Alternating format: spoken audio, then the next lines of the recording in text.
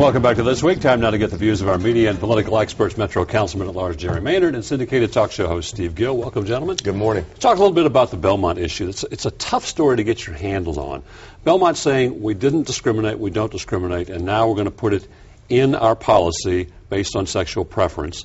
But we're not going to talk about any reasons why the soccer coach left. Was it because she is gay or was it not because she's gay? It's hard to really figure out what's going on over there. Well, they've said they didn't fire her because she was gay. But they haven't said why she left. There's got to be some other reason, but they haven't come forth with whatever the reason is. They say it's not that, so what is it? And again, maybe they've got legal reasons, maybe they've got contractual reasons they can't. But couldn't they say there is another reason? Because they're saying it without saying it, so I'm not sure legally where the barrier is to go in that one step further. And there's another important point that we need to make and ask the question. Does the board, did they want to go in this direction? Did the board want to go in this direction, or were they forced? Did the leadership of Dr. Fisher want to go in this progressive position or direction and use this opportunity to take Belmont to in a direction that maybe the board did not want to go into? Those are the questions that need to be asked, because I would love to be a fly on the wall in one of the board meetings to find out the governing board, to find out were they forced to go in this direction? Did the administration want to take them in this direction and use this opportunity, or was the board in agreement with the leadership, the president, to go in this direction? Because ideology-wise, the board is very diverse. Very diverse. And I think just ideologically, it is a conservative board because it's primarily composed of folks who have been affiliated with the religious background of this particular institution.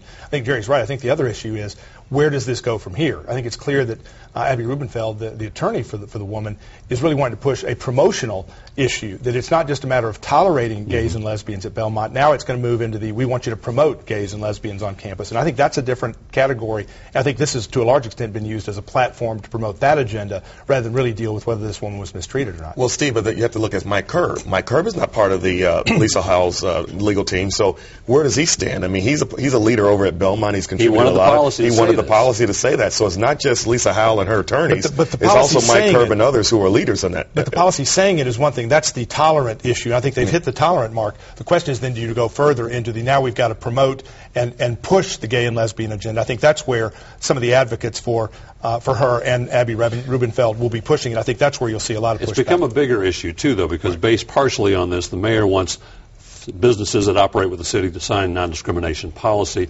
Some state lawmakers want to approve a legislation that would effectively nullify such policy. So there's a bigger debate going on locally here in Nashville and statewide. Well, the ordinance that's proposed right now before the Metro Council does not require that the companies change their policies. It does not require that they have to agree to this policy. What they have to do is sign an affidavit stated that they will not discriminate based on sexual orientation and gender identification if they want to sign a contract with Metro and do business. Here's my question, Bob and Steve, that we need to be careful about, and that is this.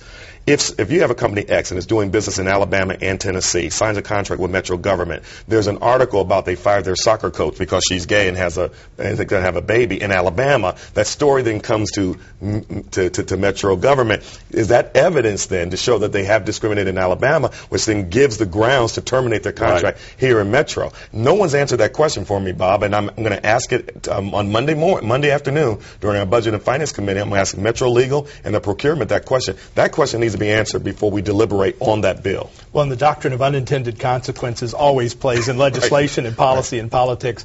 And a lot of times this knee-jerk kind of reaction to any story, any issue, leads you down paths, opens the door to litigation that you're not anticipating. Let's talk a little bit about the State of the Union address by the President, his second. Republicans and Democrats kind of broke with tradition, sat together to show a little bit of unity. It was kind of a flat speech, but maybe it was supposed to be based on the tragedy that came out of Tucson, Mochi talked about. He did kind of stand up and say, if you want to change health care, let's change it, let's not repeal it. There were some concessions to Republicans. What do you think the view out there is? Obviously, the Republican response was not total agreement with what the President said. I thought the President did an excellent speech. That was a grown folks speech. That was a grown-up. That was not red meat for the Democrats. It wasn't beating up on the Republicans. It was a very sober speech to tell us where we're going in the future. I thought a couple points were important. One, get rid of the tax loopholes that are there. Get rid of the tax breaks for the oil companies. Clean air. We need clean air, and we need clean air. And so what I'm saying is that I thought the speech was excellent. I thought he gave us a vision for where the country is going, and I thought it was an excellent grown folk speech, not a rah-rah speech either for Democrats or beating up the Republicans. I think the tone and tenor of the room was subdued in part because you had an attitude that we're not going to be cheerleading, we're not going to be standing up and cheering, and when the whole room is flat, it's kind of hard to give an inspiring speech. That said, I think that his speech read well, it sounded good, but it doesn't fit what his record is. You can talk about doing away with the regulatory burdens that are being imposed on us by Washington. You've been running the show for 2 years. You haven't lifted a finger to do it. You can talk about reducing spending and the debt, the deficit, but then in the speech he proposes huge amounts of new spending. So the rhetoric didn't fit the reality. I think that's the challenge he faces in the next 2 years. What he said on the campaign trail didn't have a record to measure it against. Now we do. Well, I look at it as not spending, it's investments. He said we're going to cut spending, we're going to look at some tax loopholes, we're going to get rid of those. I think Republicans should be excited about the fact, if you're tired of deficits, look at where those tax loopholes are, close the loopholes so we can get more taxes in.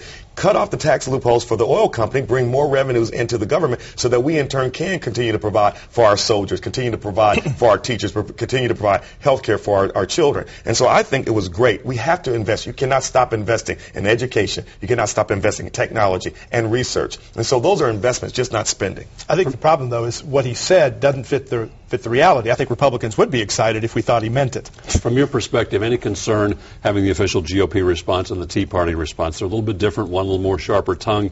Does it show the Republican Party, even though the Tea Party, not an official member of the Republican Party, is somewhat divided here? I think the Tea Party response from Michelle Bachmann was fine. I think that in the future you may see others try to step up, whether it's on PBS or whether it's on HD TV or something else with, okay, here's the Liberty Caucus, here's this response. I think that's just more an expression of there's now more avenues to respond, not a fact that you've got some sort of split in the Republican Party. The response from the Republican Party was presented by Paul Ryan. Right. I thought he did very well. He's putting lipstick on a pig. I love it as a Democrat. They're split. The Tea Party giving two different responses. Oh, that means you're not unified. Michelle Bachmann should not have been on CNN. She should not have been given that platform. And if I wanted to come up and say, I'm going to speak for the Metro Council, after the vice mayor who represents the Metro Council has already spoken, it shows that we are a divided house. But I want to make this announcement, Bob. I now stand here, Steve, and make this announcement.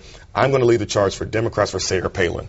And so we're going to support Sarah Palin for the Republican nomination. Hope she wins, and we'll see you in 2012. First, we need to go to Alaska and shoot a character together. If we'll do that, I'm good for you. 30 seconds to go. What came out of the speech the most? Is it going to be health care going to be the big issue? Well, he talked about jobs. He did? But he did a year ago, too, and he didn't produce jobs. And just this week, we saw another 454,000 new unemployment applications after the president declared Tuesday that the recession was over. But we also needs to again get back to reality. We also created over 1 million new jobs, and so what we have is we kept the economy from going over the cliff, and now it's time to have a refresh, new look at the economy. And I believe that this economy is going to bounce back, and we're going to have prosperity in America for all of our citizens going in the future. Steve Gill, Jerry Maynard, appreciate your time and your insights. Stay with us. This Week continues in a moment.